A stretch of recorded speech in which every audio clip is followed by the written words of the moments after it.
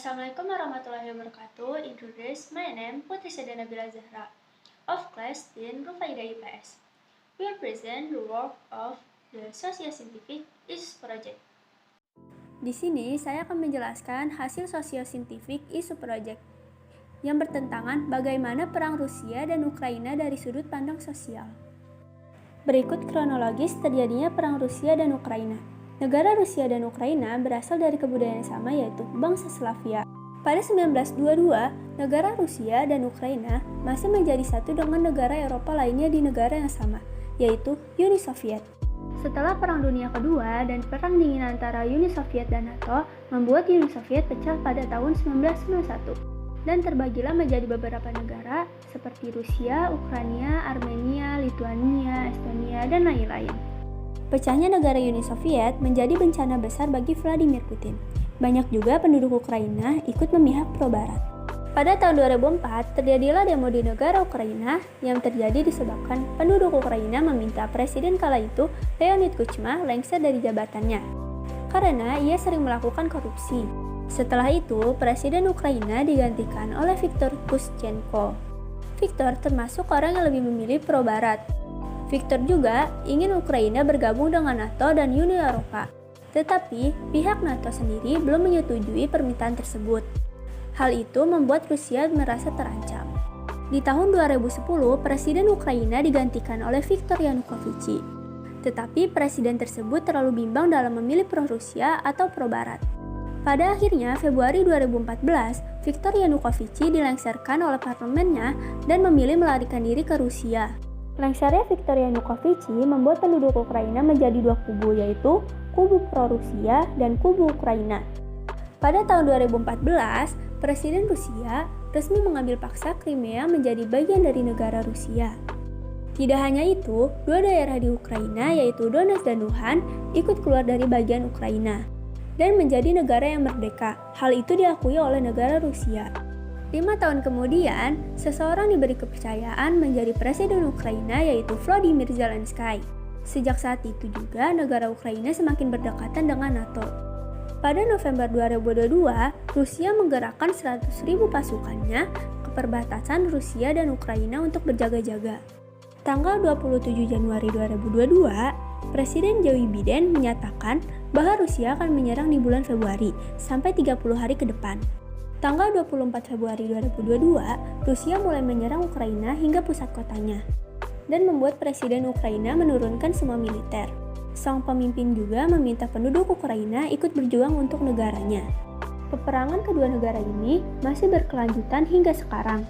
Negara Ukraina juga meminta negara-negara lain untuk membantunya. Tetapi negara lain tidak ingin ikut terlibat dalam permasalahan kedua negara tersebut, termasuk negara Amerika. Selanjutnya, apa yang menyebabkan negara Ukraina menolak anggapan bahwa Ukraina bagian dari peradaban Rusia? Berikut adalah alasan mengapa Ukraina menolak anggapan bahwa Ukraina bagian dari peradaban Rusia. Alasannya karena Ukraina merasa mereka sudah menjadi negara yang utuh. Meskipun Vladimir Putin berulang kali mengklaim negara Ukraina adalah bagian dari peradaban Rusia. Negara Ukraina menggunakan bahasa atau adat Rusia karena kedua negara tersebut adalah pecahan dari Uni Soviet dan ketika masih menjadi satu di negara Uni Soviet. Oleh karena itu, Ukraina dan Rusia masih termasuk dari satu peradaban. Berikut ini adalah gambaran peta Uni Soviet dan Ukraina.